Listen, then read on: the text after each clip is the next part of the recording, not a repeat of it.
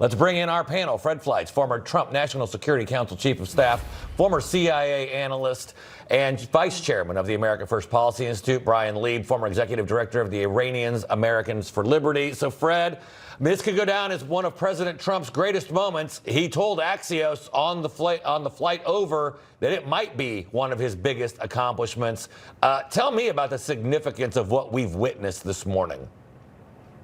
Well, it was an historic day, a miraculous day. For the first day in over 2.5 years, there are no live hostages being held by Hamas in Gaza. There's a ceasefire. President Trump was given a hero's welcome in the Knesset. And that's because the Israeli people realize, the members of the Knesset realize, that the leadership of this president pulled off this incredible deal that has a pathway to a permanent peace. He established himself as a trustworthy, neutral arbiter who was the best friend of Israel, would also be tough with Israel and tough with Hamas. The Arabs trust him.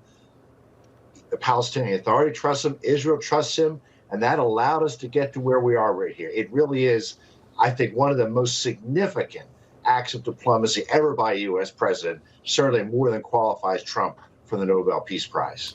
And the president had a lot to say during his address. He spoke for about an hour and 7 minutes addressing the Israeli parliament just a few moments ago.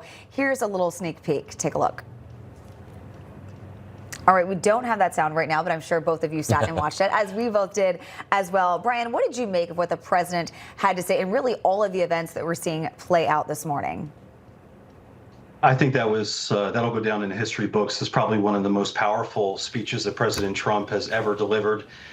He was so strong, he was so firm, and he showed so much love and compassion.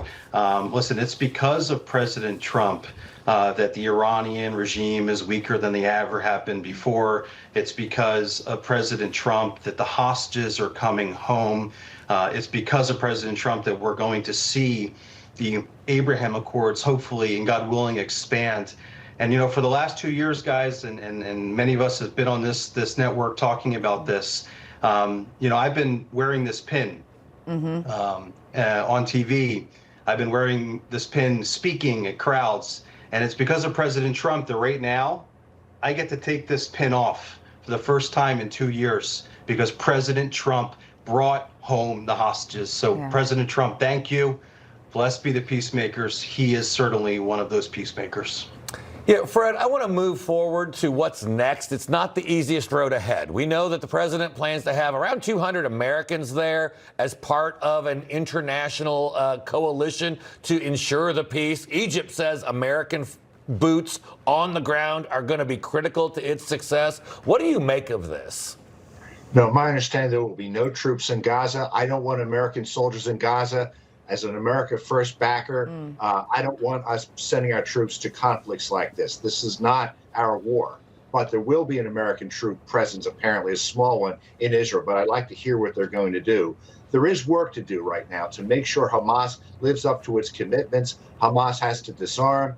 We know that Hamas fighters have moved into areas that Israel has evacuated. They have to turn over those areas to the international force. And the summit we're going to see in Cairo in a couple of hours has to quickly put together this international force so it can take control of areas that Israel has evacuated. We don't want Hamas moving into those areas. All right, Fred, Bryan, great to see you guys this morning. Great to see your lapel without that ribbon on it there. Thank you, guys. All right, we'll come back Thanks to so you. much, guys.